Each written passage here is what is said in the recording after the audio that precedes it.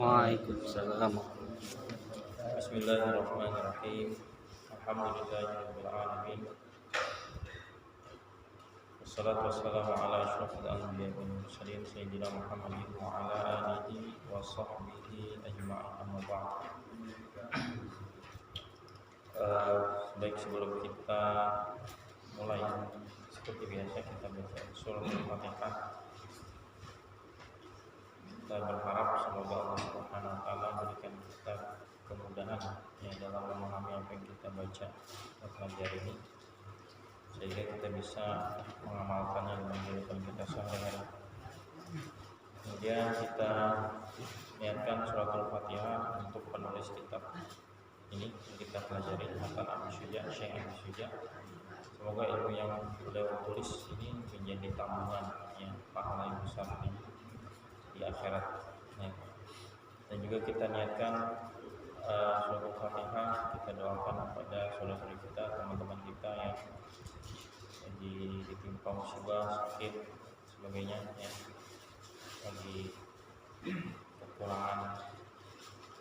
kekurangan harta, mungkin kena PHK dan sebagainya, musibah yang lainnya.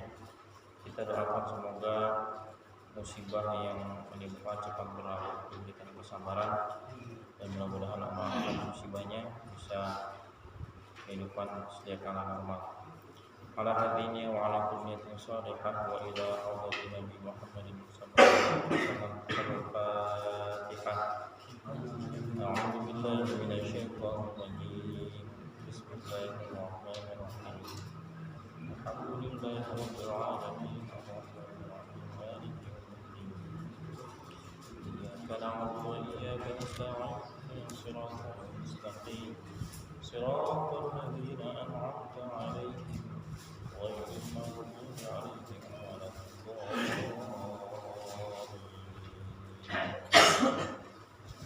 Bismillahirrahmanirrahim. Pada pelajaran pada pertemuan sebelumnya kita membahas tentang apa? Tentang apa ya? Pada pertemuan sebelumnya kita membahas tentang apa? Riba, ya betul, riba. Riba itu apa sih artinya riba? Kita ngomong-ngomong riba, tapi nggak ngerti artinya. Riba. Yang perempuan baru hadir. Riba itu apa artinya?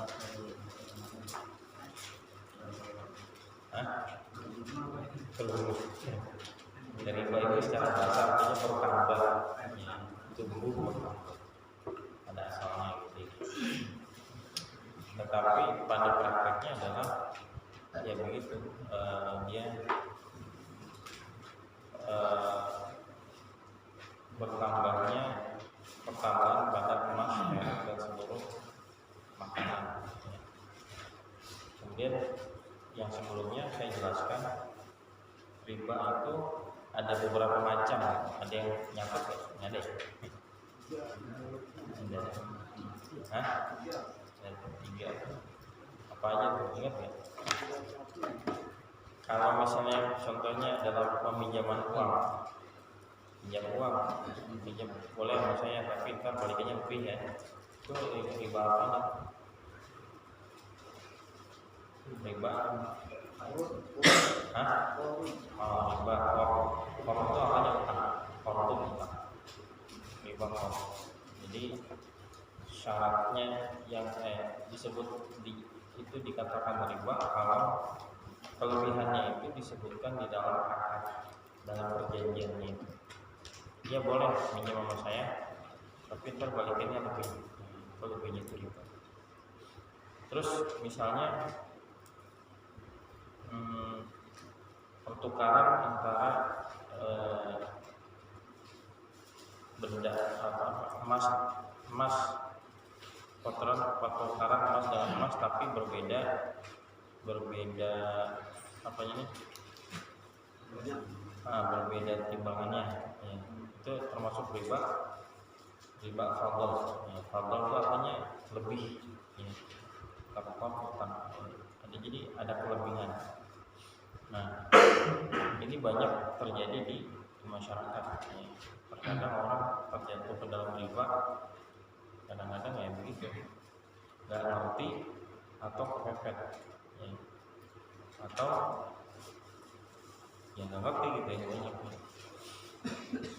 Nah maka secara hukum riba itu sudah disebutkan wa ahallallahu bai'a wa harrama riba. Allah menghalalkan bai' jual beli dan mengharamkan riba.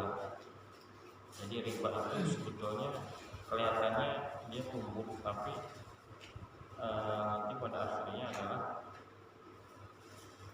kehancuran ya, yang kayak dengan riba. Kemarin sampai mana bacaannya? Dikit doang ya kemarin bacanya. Baru satu baris ya. Tapi panjang amat ini pembahasannya. Ya oke, dilanjutkan pembacaannya. Wala yabi'u gitu ya. Wala bai'u. Apa itu? Wala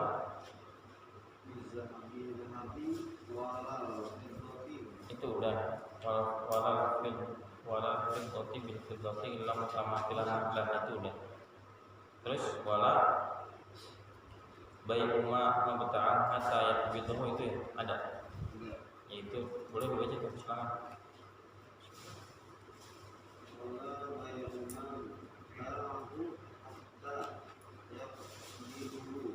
Yaqbidahu ya itu aja. Tidak boleh menjual daging dengan hewan. Lah apa artinya beda? Boleh menjual emas dengan perak tidak sebanding beratnya dengan emas. Beda itu. Terjemah. Beda Pak.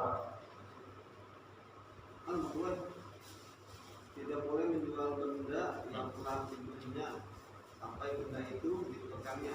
Nah, maksudnya dari bacaan ini ngerti nggak? Yang perempuan udah ketemu loh. Udah ya belum ketemu di aja. Halaman ya itu ya. Itu ya. Tidak boleh menjual benda yang dia beli sehingga dia menerimanya. Ngerti kayaknya? Sebelum saya jelasin, ngerti? Jadi biar nggak ngantuk gitu. Ngaji tuh suruh mikir dulu. Ada yang ngerti nggak? Kayak gimana? Udah diterima. Nah contohnya gimana? Ya, kalau beli barang, misalkan beli kambing, kambingnya secara fisik ada kelihatan, terus udah dilihat secara langsung gitu, udah kelihatan bentuknya. Terus Kemudian udah apa? Ya udah dilihat gitu secara langsung. begitu. Yang lain ada nggak? Kalau kita beli sesuatu, Nah, namun benda itu belum kita pakai, kita jual lagi. itu ya maksudnya ya. Oh, atasnya ya. Jadi begini. Jadi kan ini sebetulnya yang jadi permasalahan pada praktek dropship. Ini yang jadi permasalahan pada praktek dropship. Ya. Jadi tidak boleh menjual barang yang dia beli sedangkan dia belum terima. Barang belum diterima, jadi kenapa alasannya di sini ulama menyebutkan dua. Saya sebutkan dulu hadisnya. Jadi hadisnya ada seorang sahabat namanya Hakim bin Hizam. Hakim bin Hizam itu dia pernah bertanya kepada Rasulullah, ya Rasulullah, saya membeli barang, ya. Apa yang halal bagi saya dan apa yang haram ke atas saya? Kata Rasulullah, ya berarti wahai keponakanku, ya, ibn akhi ini anak saudara, berarti ponakan, berarti lebih muda ya. Wahai ponakanku, la tabi'anna syai'an hatta yaqbidahu. Jangan kamu menjual sesuatu sehingga kamu menerimanya. Jadi dalam bahasa Arab qabd itu menggenggam. Ya. Jadi maksudnya menerima. Nah, kalau pada praktek dropship itu gimana coba? Ada yang ngerti? Ini sebelum saya ngomong dropship, harus ngerti dulu apa itu dropship. Yang udah biasa nih, boleh jelasin dropship itu gimana? Dropship itu kalau kita beli barang, kita jual barang, bukan beli barang. Kita jual barang tapi nggak lewat kita, langsung dari penjual ke pembeli atau perantara. Tapi kalau yang sekarang misal kan rata-rata penjual tuh suka ngasih, kalau yang mau dropship bisa cek dulu. Itu gimana? Itu akad bukan dropship? Ya, karena itu pertanyaan pertama. Begini, jadi pada prakteknya dropship itu jualan tapi kagak modal iklan. Nah, dia yang pasang harga, misalnya dia melihat nih di satu toko, ya, contohnya di marketplace lah, namanya yang ada tuh ya. Dia ngeliat di toko itu harganya murah nih, ya mungkin memang dari produsen tangan pertama, ya wah murah nih. Akhirnya mungkin dia ngomong dulu atau nggak ngomong dulu, dia ngiklanin di, contoh gini, dia jualan tuh Tokopedia si produsen yang ini, karena dia anggap murah dan dia lihat di Shopee pasarannya tinggi, katakanlah harganya 50.000, di Shopee itu rata-rata bisa 80.000-an gitu ya misalnya. Nah, karena dia melihat ada selisih yang lumayan, akhirnya apa? Dia ambil gambar itu dan deskripsinya, dia pasang di toko dia yang di Shopee. Ya. Nanti ketika di Shopee itu orderan masuk, ya, orderan masuk nih, maka dia nanti ngorder ke Tokopedia, tapi alamatnya bukan alamat dia, alamat orang yang beli di Shopee. Ngerti nggak? Kita gini aja deh, biar jelas. Ini misalnya nih ada 3 orang, si Ayo, Harul, sama Syukur.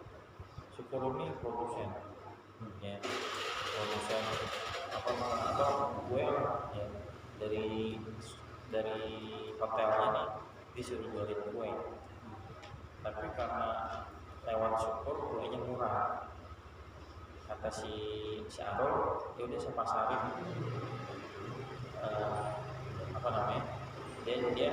dia foto-foto barangnya, kemudian dipasarin di toko online. Ntar kalau ada orderan, tolong kirim, bisa kasih alamatnya. Nah, si Ayu order ke tokonya si Arul, ya, dia nggak tahu tuh pokoknya barang yang tahunya itu punya Arul gitu. Setelah melakukan pembayaran, maka si Arul kontak Syukur, ya tolong kirim barang ke alamat ini, terus dia bayar, ya kan? Dia bayar ke siapa? Ke Syukur. Nah, itu kan kasusnya, dia ketika dia bayar kan sudah transaksi tuh, cuma belum jadi milik dia. Kenapa? Karena belum diterima. Jadi itu menjadi milik seorang itu kalau dia diterima, kalau memang barang itu bisa dipegang gitu ya. Tapi kalau barang itu nggak bisa dipegang, simbolis, misalnya apa, tanah, sertifikatnya, kan nggak mungkin ya. Mobil masih sikap ya mungkin kuncinya gitu ya. Nah itu, di sini nggak boleh menjual barang yang dia belum terima. Kenapa? Karena belum menjadi miliknya 100%. Kalau kata ulama di sini dhaful milki, lemah, kepemilikannya lemah. Nah, cuma memang praktek dropship itu sebagian membolehkan, alasannya begini, bukan praktek jual beli, tetapi namanya apa sih namanya? Iya, bisa maklar. Tetapi kalau maklar itu bisa dia ijarah atau tadi maklar samsara mas. Cuma begini, karena dia ijarah atau samsara, ya, atau bahasanya maklar, saya ngomong dulu nih, misalnya saya mau jualin barang si Syukur, tapi harga dari dia, ya, nanti dia dapat komisi. Misalnya gini deh, saya ngomong sama si ini nih, si Dian, jualin busur panah ya, jualin misalnya 500.000, ya. pokoknya jangan lebih jangan kurang, nanti dapat komisi 50.000. Ya, dia jual segitu, emang atas nama dia yang jual, tapi karena nanti kalau dia laku dia nyerahin uangnya, saya kasih komisi berapa, 50.000. Itu namanya ijarah. Ijarah itu sewa jasa biasanya dia. Tapi tadi ketentuan harga itu udah dari si penjual ya, sama kayak orang yang jagain toko lah, ya. Jagain toko itu kan jualin juga, yang punya siapa? Itu Indomaret, Alfamart, barangnya punya siapa? Punya dia harganya udah tetepin sama yang punya, nggak boleh dia harganya misalnya dari toko itu harganya 50.000, dia naikin jadi 60.000, ya nggak bisa gitu. Malah ntar jadi penipuan, korupsinya apa penipuan. Nah kalau kasusnya seperti pegawai-pegawai Indomaret itu namanya ijarah. Ijarah itu nyewa jasa, ya. Jadi dapat komisi, ya, dapat gaji. Nah dropship enggak, harga dia semuanya dia, betul nggak? Ya itu yang masih saya muskil. Saya baca bukunya Dr. Oni, siapa namanya? Oni siapa gitu. Jadi dia bilang dropship itu boleh dengan asalkan tadi memenuhi kriteria syarat-syarat jual beli dan ijarah. Jadi kalau antara si pembeli dengan si dropship itu akadnya adalah jual beli, sedangkan antara si dropship dengan produsen itu dibilang ijarah. Ijarah itu jasa, ya. Tapi tadi karena apa? Dia udah nentuin harga. Kalau ada yang kayak gini gimana satu? Misalnya ini mobil nih dari itu 100 juta lu jual terserah dah, tetap jual itu. Nah itu beda lagi. Ya karena memang udah ada perjanjian. Pokoknya ya berarti kan udah ada perjanjian nih, jualin dari saya sekian, terserah mau jual berapa. Itu berarti kan itu apa ya katanya, saya juga lupa ya, itu boleh ya, cuma apa namanya gitu kalau dalam akad, dalam ini apa nanti saya cari, cuma di situ ada, nanti kita akan bahas itu semuanya, ini baru awal-awal. Nah kalau memang nanti dari si dropshipper ya seperti itu tadi ya, ngomong dulu ke tokonya, misalnya bang ini barangnya saya jualin di toko saya ya gitu ya, ya nggak apa-apa, yang penting dari saya harga sekian gitu kan, ya, terserah mau jual berapa. Itu berarti kan udah perjanjian. Yang jadi masalah apa, dia nggak ada ngomong tiba-tiba dropship gitu kan, ya kan banyak begitu. Saya kadang-kadang agak ini juga, tiba-tiba dropship udah gitu ini lagi kasih catatan harus sesuai, kalau nggak sesuai, kalau tidak ada kosong berarti cancel gitu kan. Harusnya dia ngomong dulu gitu kan, enak. Ya begitulah, mahal lah gitu ya. Itu ya nanti saya cari tuh apa nama akadnya, saya lupa ya. Ada buku yang saya sih ngeliatnya lumayan bagus ya, jadi buku tentang muamalah kontemporer itu Ustadz Oni Setiawan apa siapa namanya gitu ya, itu dia doktor gitu ya, tapi dia tentang muamalah kontemporer, bagus. Jadi kita nih jarang yang kayak gitu, jarang. Biasanya kalau kajian kitab sholat mulu puasa gitu kan, itu jarang, itu perlu dikaji itu ya. Nah di situ seperti itu ininya, alasannya adalah karena lemahnya kepemilikan ya. Kalau yang praktek yang saya praktek sama Sobri ya, ini tolong jualin harganya segini, saya kasih tahu. Ntar kalau ada orderan kasih tahu, ntar saya packing, saya jual, saya kirim. Dia kan belum beli, dia nggak beli sama saya, nggak beli. Nanti duitnya dapat, dia store. Itu sama juga dengan ijarah tadi, jasa. Dia store duitnya sekian, misalnya barangnya 70.000, udah jual 90.000. Dia kan nggak beli, cuma ntar kalau dia dapat dia setor. Ya itu beda, itu ijarah. Ya kalau dropship itu dia beli dulu, ya kan? Ada orderan dia beli, tapi langsung kirim ke pembeli. Beda halnya kalau ada orderan masuk, dia beli dulu barangnya di toko atau online sampai ke rumah, dia udah pegang, ya itu nggak apa-apa, nggak masalah, ya tidak dipermasalahkan. Yang jadi masalah adalah langsung dikirim. Nah itu yang saya pahami ya. Saya ternyata memang ketika saya baca pendapat ulama yang membolehkan itu dengan syarat memenuhi kriteria ijarah. Berarti kan ijarah itu tadi jasa. Ya, kalau enggak ya berarti yang boleh. Nah, yang saya baca beberapa pendapat itu kurang ini juga, dia kurang apa karena enggak terjun ke dalam itu gitu ya. Maksudnya ustadz itu enggak jualan gitu, jadinya kurang mendalam gitu ya. Jawabannya juga kayaknya jadi kayak ngambang menurut saya gitu ya. Itu ya. Jadi seperti itu alasannya. Nah, di sini ada sebagaimana tidak boleh menjual barang sebelum diterima, ya, maka tidak boleh juga transaksi yang lain seperti menjadikannya sebagai sedekah. Itu barang yang itu lagi dikirim, ya, atau gimana bahasanya? Gimana ya? Dia belum terima, tapi masih dalam pengiriman. Udah saya sedekahin, gimana ya bahasanya? Contohnya susah sih di sini. Contohnya gimana kalau kayak gitu? Coba ada yang bisa ada contoh. Barangnya belum terima, tapi udah disedekahin. Susah juga ya. Itu kan satu kan jual korban nih, karena mau kasih aku korban tapi belum nyampe, belum dikirim. Itu gimana? Bisa Belum dikirim. tapi belum deket ya, kalau mau hari raya.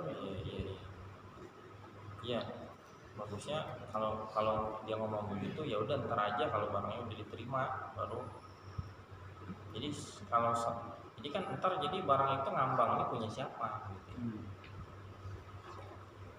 Kepemilikannya nggak jelas. Jadi bagusnya ya udah ntar aja ngasihnya kalau udah nyampe di tangan gitu ya. Baru ntar juga paling kecuali kita niatnya saya begini membelikan ya, beliin kambing, yaudah nih misalnya hadiah lah atau apalah gitu ya, saya beli kambing, datang misalnya nyari kambing di tukangan, Pak nanti kambingnya ini kirim ke si fulan, dia udah niat sedekah dari dari awal dia beli, ya kan, mau udah niat sedekah, kan beda tuh ya. Jadi gimana teh, itu boleh prakteknya. Yang nggak boleh tuh kayak gimana contohnya, saya masih bingung tuh, nanti cari deh. Di sini au ujrotan au sumalin au sumali salamin au sulamin, dijadikan sebagai upah juga nggak boleh. Barang belum diterima udah itu ambil aja tuh yang barang saya tuh yang di sana, padahal dia belum terima. Atau begini gitu. Itu saya kemarin beli kambing ya di sono di tukangan, belum dikirim, itu ambil aja tuh sebagai ganti. Nah gitu ya, misalnya terus saya jual deh yang di sana gitu ya. Itu ada tuh kemarin nih fotonya gitu ya, kambingnya bagus, udah saya jual aja deh, kan belum diterima ya, nggak boleh itu. Contoh gitu, contoh yang sekarang. Ada lagi nggak contoh yang lain selain itu? Itu yang kurang lebih. Jadi dia beberapa selain dijual beli jadi sedekah juga nggak boleh sebelum diterima, atau jadi upah tidak boleh. Ada yang nanya? Udah ya, clear ya, nanti ya. Nanti emang kadang-kadang susah sih orang yang mau apa namanya, mau usaha tapi gak ada modal, kadang-kadang opsi gampang, cuma memang harus tahu ininya. Tapi kalau intinya kalau chat dulu sama penjualnya boleh aja. Ya, boleh. Jatuhnya jadi jasa. Jasa berarti. Tahu saya begitu ya, jasa.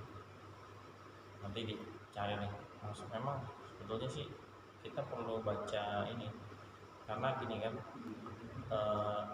kasus-kasus ini memang tidak ada dalam buku fikih yang ini nih, klasiknya kan fikih klasik nih ya. Jadi kalau ada ulama yang mensyarah kitab ini, jadi kitabnya disyarah tapi penjelasannya berdasarkan realitas sekarang ya. Oke lah kalau ibadah sholat itu enggak terlalu ya, sholat ya memang sholat, cuma memang mungkin nanti permasalahannya adalah ya permasalahan yang zaman sekarang itu jarang kalau dalam ibadah sholat. Tapi kalau ada muamalah banyak banget ya. Dari jual beli aja banyak ya. Nah itu kita perlu tuh ada ulama yang dia paham, satu dia paham tentang teks ini, kemudian dia jelaskan contohnya berdasarkan yang sekarang, kan lebih menarik. Karena kan contohnya jadul semuanya ya. Jadul semua, jadi harus pandai-pandai dari gurunya yang terakhir gitu ya. Ya, contohnya jadul. Jadi memang harus selalu ada ulama-ulama yang menulis kitab fikih karena zaman itu selalu berkembang. Jadi bukan berarti ini nggak kepake. Oke, ini jadi referensi ya, jadi referensi. Terus pengembangannya adalah contoh zaman sekarang gitu. Itu ya. Kemudian berikutnya wala yajuzu bai'ul lahmi. Ini udah dibahas sebetulnya, tapi baca aja boleh. Silakan gantian. Ketemu nggak? Wala bai'ul lahmi bil hayawani. Tidak boleh menjual daging hewan. Iya. Daging dengan hewan. Daging dengan hewan. Begitu ada bahasa gitu. Iya. Ya. Tidak boleh menjual daging dengan hewan. Tuker lah bahasa kita mah ya. Daging ditukar sama hewan. Misalnya contohnya apa sih? Ayam ya. Ayam ditukar di sini, coba di sini hadisnya yang kita baca deh. Yahrumu bai'ul lahmi bil hayawan min jinsihi ya. Haram menjual daging dengan hewan yang sejenis. Berarti daging kambing ditukar sama kambing ya. Ditaksir berapa nih, misalnya kambingnya beratnya berapa sih, biasanya kambing beratnya 15 kilo ditukar sama daging berapa kilo gitu. Kan nggak mungkin juga 15 kilo rugi. Misalnya berapa kilo, itu tetap nggak boleh ya. Ini di sini min jinsi, sejenis. Nah berarti kalau misalnya ditukar daging sapi dengan kambing, hewan kambing gitu maksudnya, bukan daging kambing, itu boleh nggak? Kalau secara nas di sini berarti sebentar, di sini ada keterangannya. Nanti ya, saya baca biar nanti ada. Nah di sini hadisnya Rasulullah bersabda naha an tuba asyatu bil lahmi. Nabi melarang kambing dijual dengan daging, maksudnya ditukar kambing dengan daging kambing. Ini hadis diriwayatkan oleh Imam Hakim. Isnadnya adalah sahih. Tetapi ada sebagian ulama berpendapat ya juz boleh. Cuma saya nggak ngerti nih dari ulama mana. Qil itu ada mengatakan kalau qil itu, atau kalau dalam bahasa fikih atau hadis kalau qila kalau dalam bahasa Arab dalam bahasa Indonesia artinya dikatakan. Kalau qala mengatakan, kalau qila katanya gitu ya, maksudnya katanya boleh, ada kan nggak yakin gitu ya. Kan misalnya gini, itu kepiting itu haram, tapi katanya boleh gitu kan. Nah, itu pendapat lemah ya. Jadi kalau ada bahasa qila dikatakan, redaksi hadis kalau ada ruya ya, diriwayatkan, itu juga lemah biasanya. Tapi kalau rawa al-Bukhari, Imam Bukhari meriwayatkan kan jelas periwayatnya Bukhari. Tapi kalau ruwiyah, siapa yang riwayatin? Nggak jelas, itu biasanya lemah. Nah, juga di sini ada qila, dikatakan, ini nggak jelas nih siapa yang ngomong, ya. Atau kalau bahasa kita yang lebih enak, katanya boleh gitu ya. Katanya, kata siapa kan kita nanya gitu. Kalau dalam bahasa Arab qila gitu.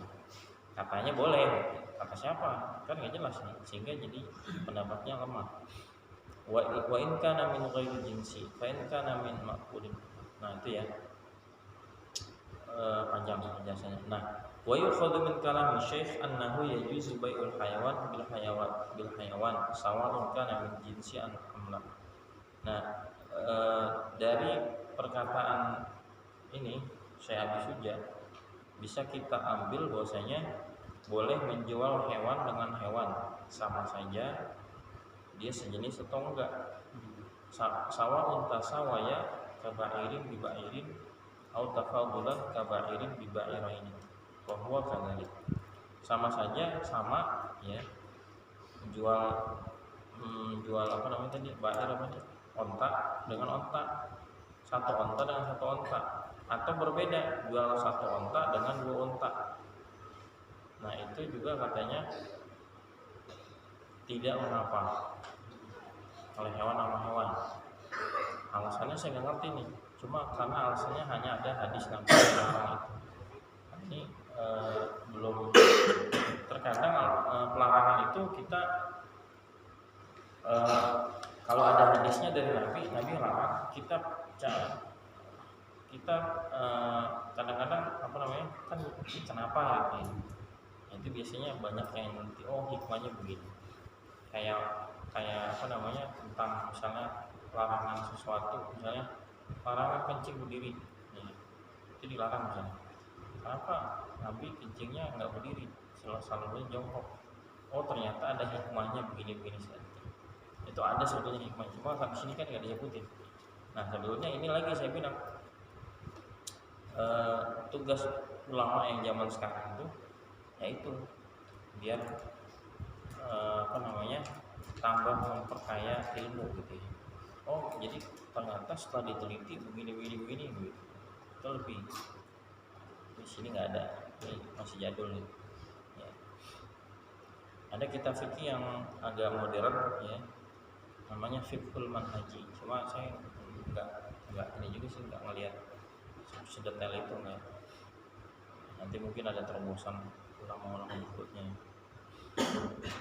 Nah, di sini boleh menjual kambing, ditukar dengan kambing beda jenis atau sama jenis, boleh barter ya.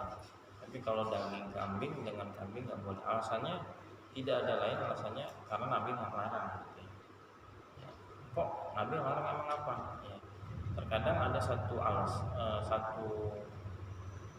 larangan ya atau satu perintah itu ghairu ma'qul ya, tidak bisa dicerna dengan akal. Contoh gini, kayak orang yang menyaku khuf itu, ngerti nggak khuf? Jadi kalau orang pakai sepatu ya, dia kalau wudhu dia nggak usah bilas basuh semua, cukup atasnya doang ya. Kata siapa, Sayyidina Ali bilang kalau seandainya pakai akal, sebetulnya yang lebih patut dibasuh adalah bawahnya, kan bawahnya kotor. Tapi ngapa atasnya? Ya makanya enggak ini. Kayak sholat, ya. Sholat kenapa subuh 2 rakaat gitu? Kenapa isya 4 rakaat? Ada yang pernah nanya gitu? Ada, kita ngikut aja. Kalau ada yang bilang kenapa subuh ini masih seger ya, harusnya banyak gitu ya, sambil olahraga gitu. Kalau isya udah pada ngantuk harusnya olahraga gitu ya. Enggak, itu memang ya bahasanya takdir nih. Udah dari sono begitu kita terima aja. Dan juga itu nggak ngerugiin gitu ya. Nah, ini belum biasanya ada hikmahnya, nggak tahu hikmahnya apa. Itu ya, menjual daging dengan hewan. Kalau hewan dengan hewan boleh. Atau tidak sejenis, cuma di sini nggak disebutin, melainkan hanya jenis. Itu ya. Ada yang tanya mengenai masalah ini? Belum ada, lanjut. Prakteknya pada kenyataan kita ada nggak? jarang sih, jarang itu jarang. Terus dilanjutkan wa yajuzu bai'uz zahabi bil fiddati mutafadilan naqdan. Boleh menjual emas dengan perak tidak sebanding beratnya dengan kontan. Ngerti nggak? Dari cara bacanya kayaknya kurang ngerti. emas kan lebih mahal, jadi nilainya jadi timbangannya lebih banyak. Ya, ngerti ya? Iya. Ya jelas itu masuk akal banget ya. Menjual emas dengan perak tapi beda ukuran. Terus tapi syaratnya nakad itu harus cash. Ya, harus cash. Jadi nuker ini dia punya emas misalnya 5 gram ditukar sama perak sebanding dengan emas itu berapa? Ya, berapa? Gak pernah tahu saya. Misalnya jadi 10 gram misalnya gitu ya. Jadi emas 5 gram, perak 10 gram boleh, tapi dengan syarat tadi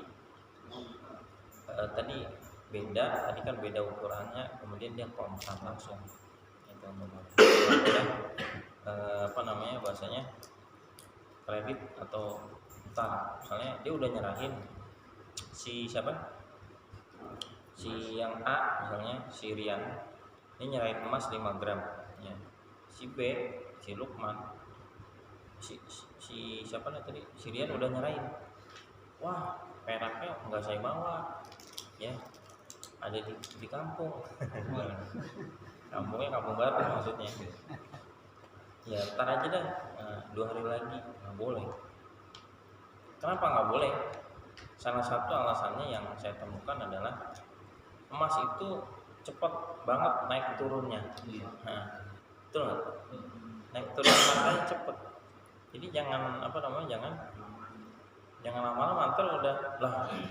Kemarin misalnya gini, wah kemarin harga emas lagi turun, sekarang naik, rugi dia, merasa rugi, betul nggak? Ya, jadi begitu misalnya, oh sekarang udah naik nih, jadi kan jadi cekcok jadinya. Maka akhirnya harus segera biar menghindari perselisihan itu. Terus ya gitu, itu ya salah satu yang alasannya yang saya pahami begitu. Disyaratkan beda, kemudian harus cash. Ya. Terus ini apa lagi? Ini sama kayak tukar tambah motor gitu kali satu. Tukar tambah motor.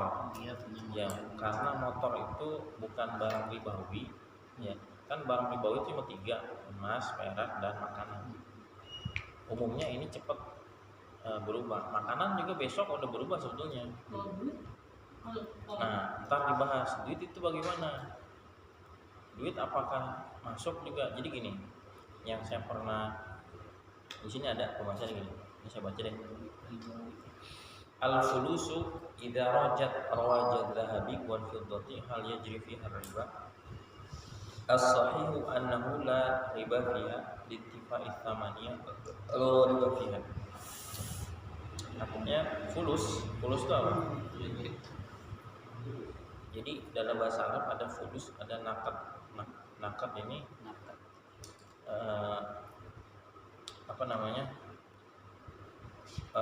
mata uang yang terbuat dari emas dan perak, berarti dirham dan dinar.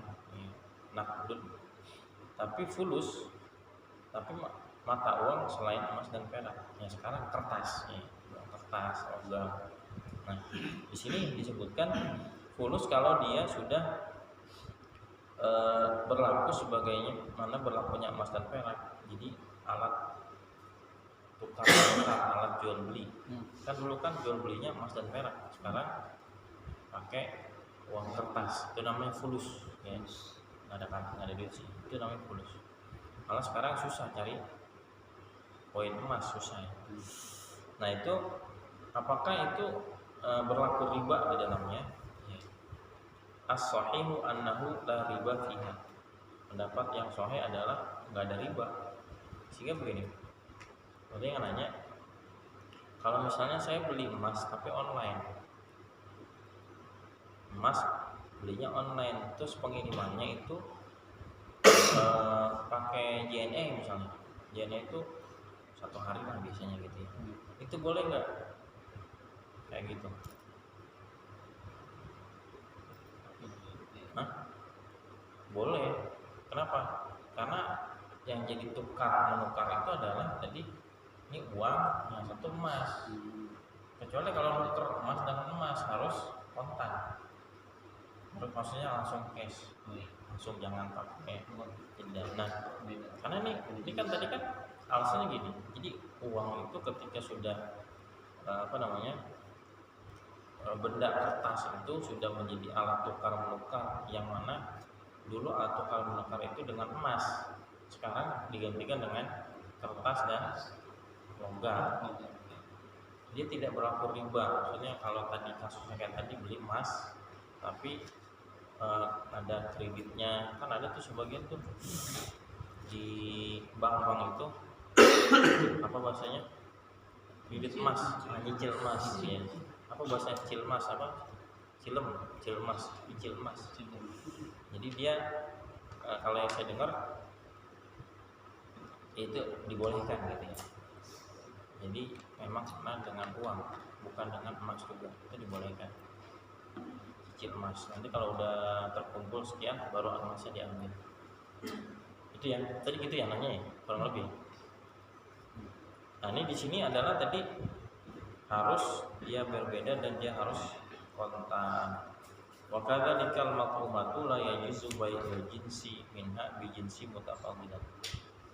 Gimana? Ulang. Dibaca kesimpulannya. Dibaca dulu. Wa kadza al maqumatu ada.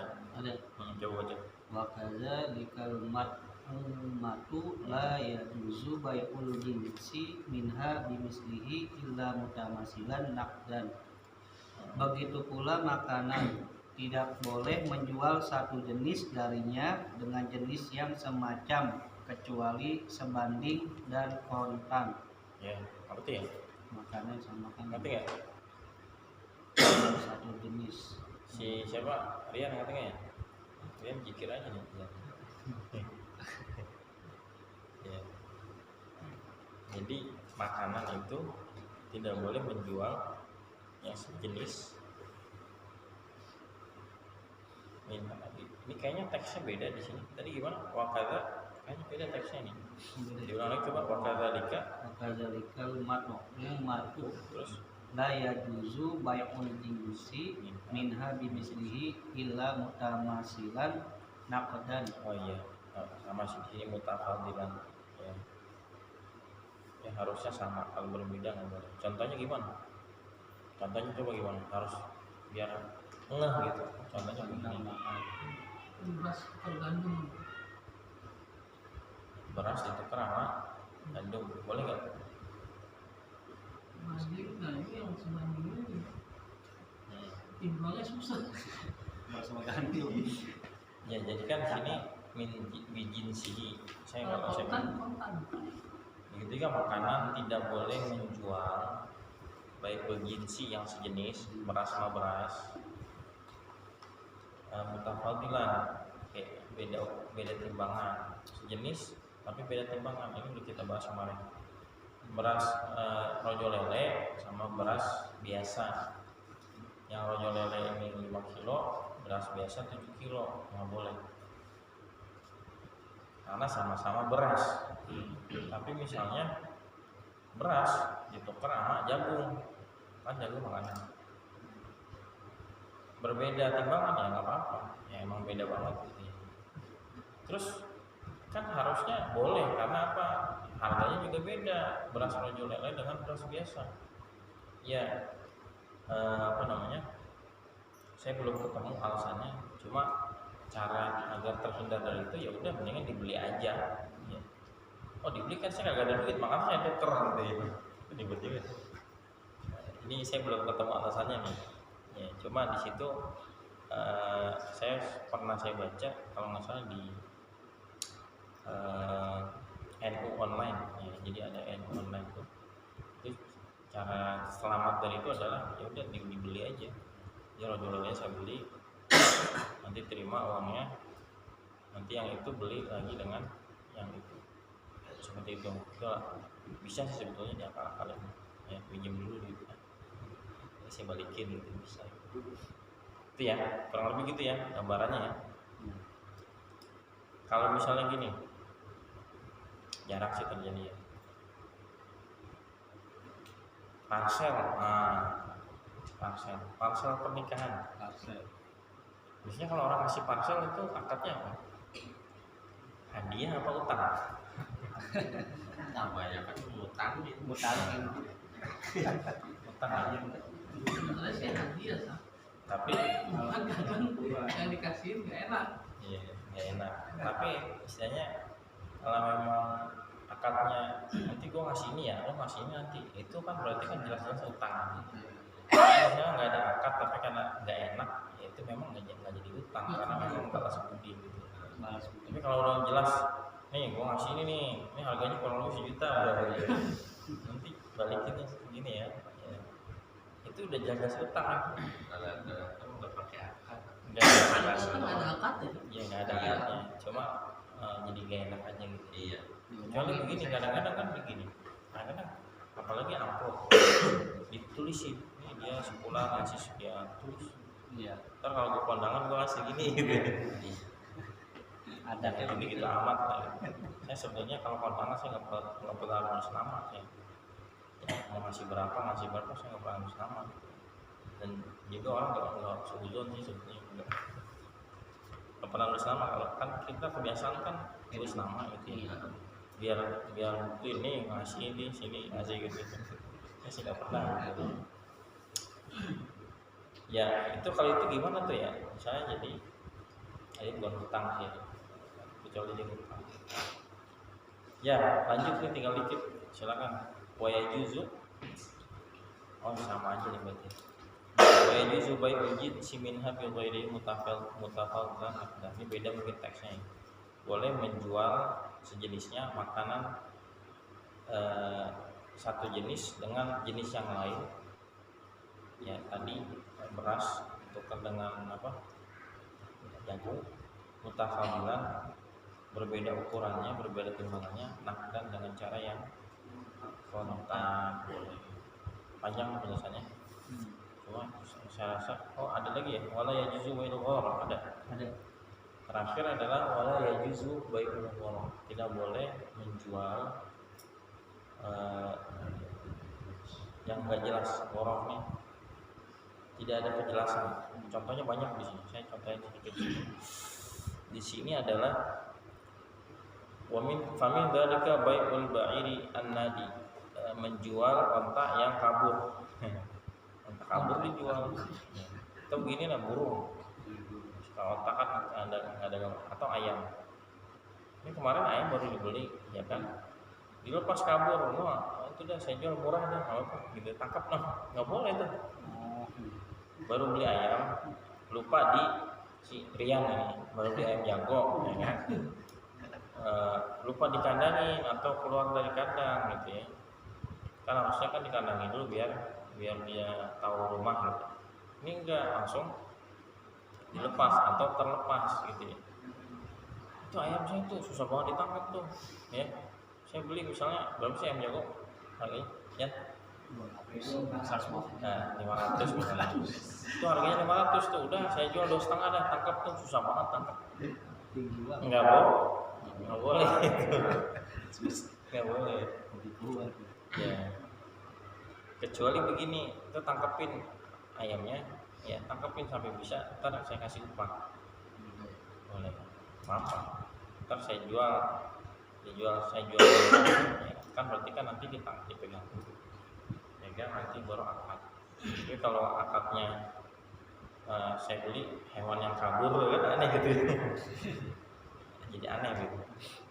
Kemudian di sini begitu juga jamus ini kerbau yang liar, ya, kerbau liar kita jarang ya, karena di sini bukan di kampung, di kota.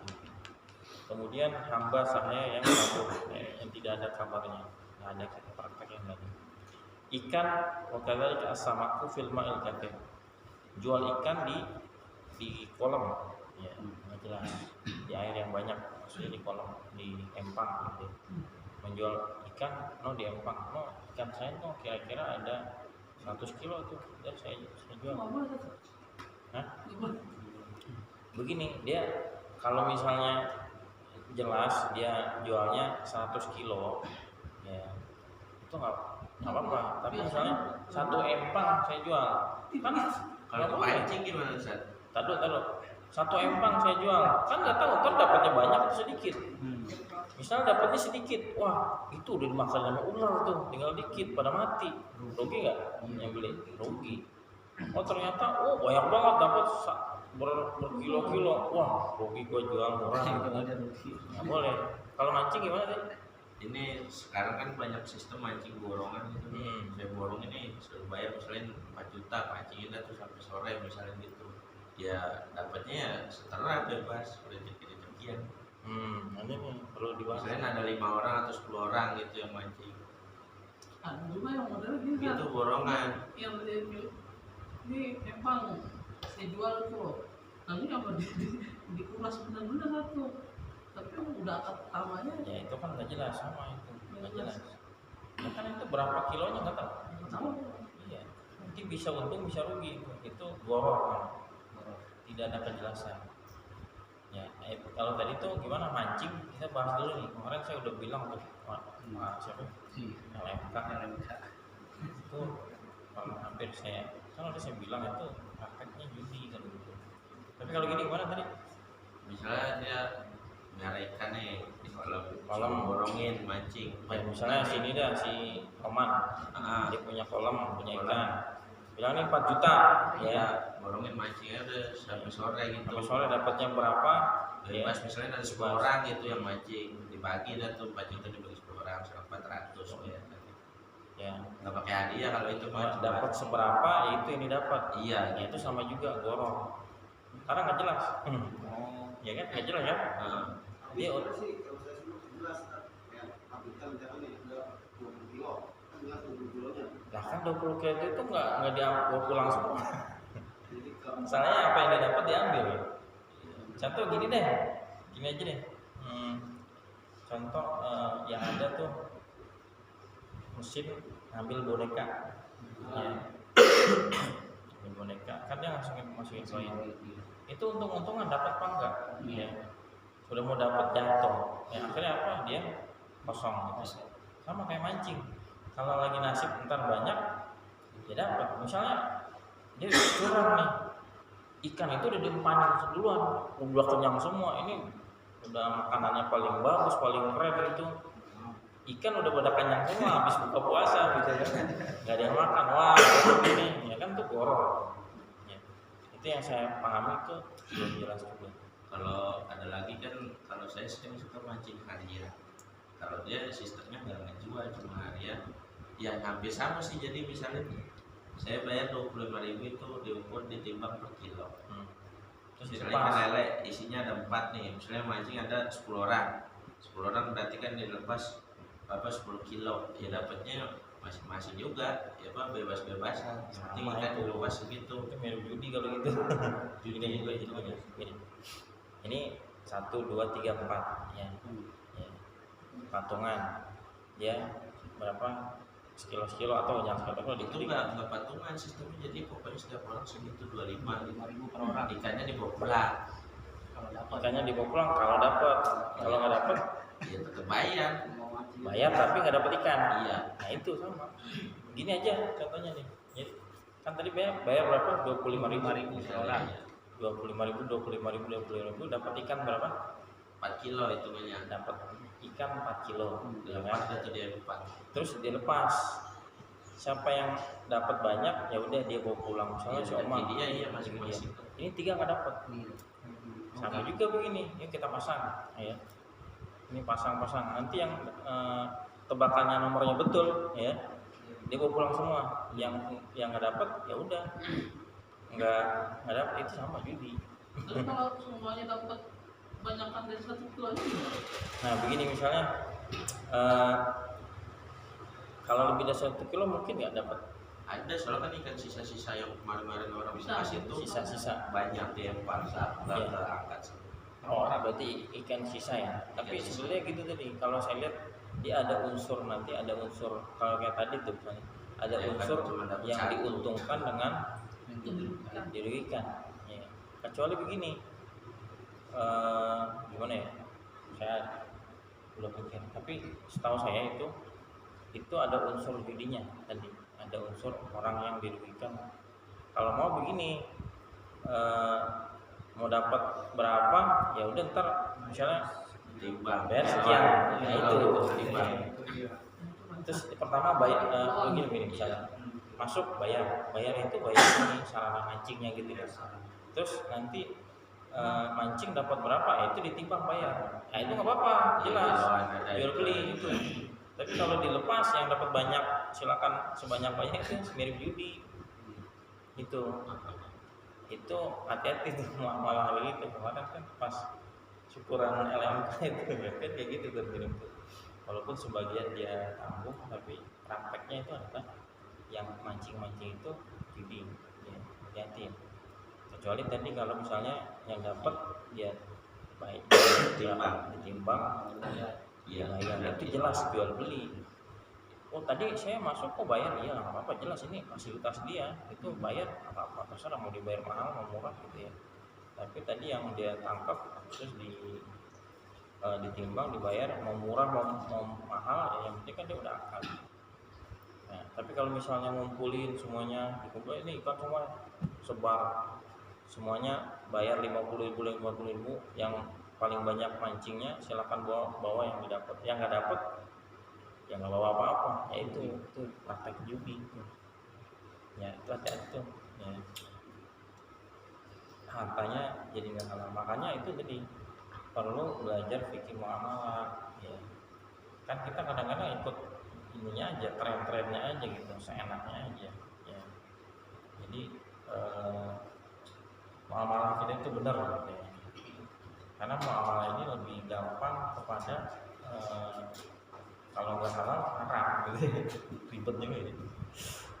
Jadi perlu belajar biar terhindar dari yang haram. Itu jadi sudah nih kita ngaji gitu ya.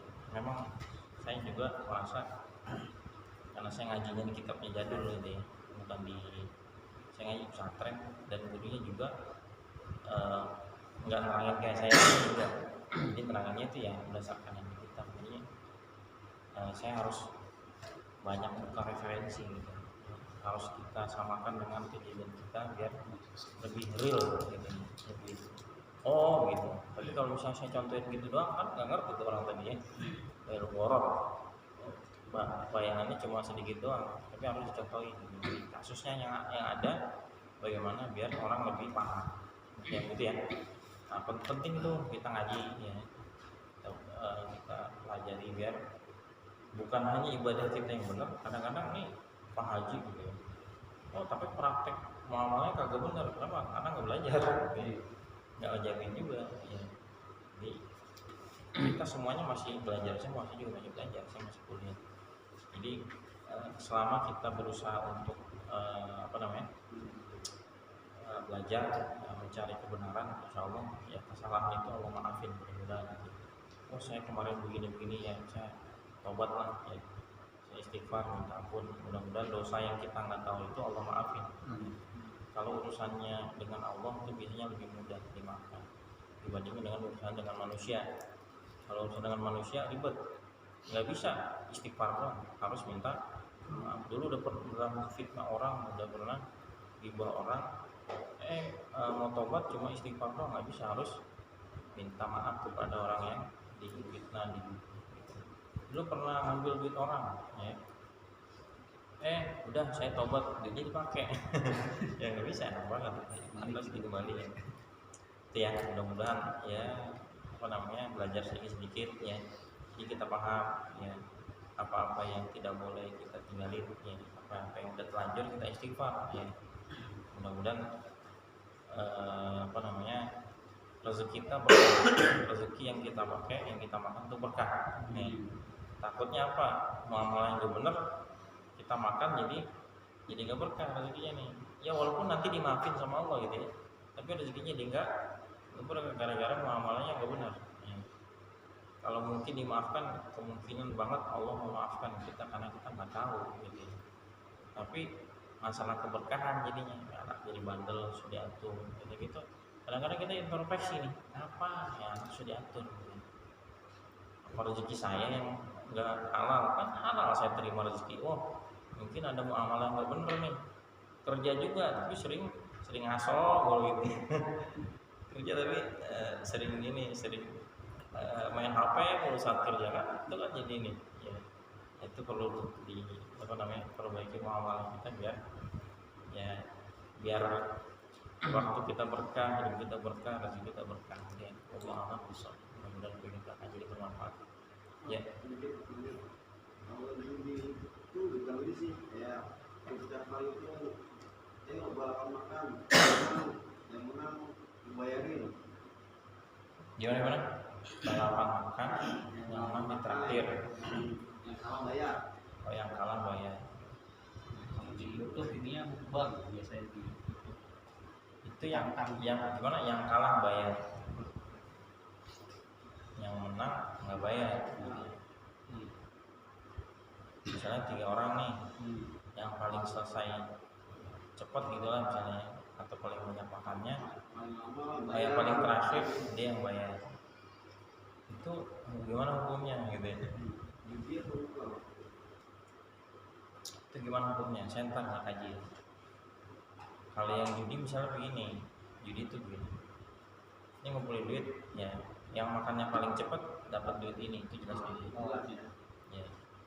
Tapi kalau ini yang makannya paling lama dia yang bayar, traktir berarti. Itu apakah judi?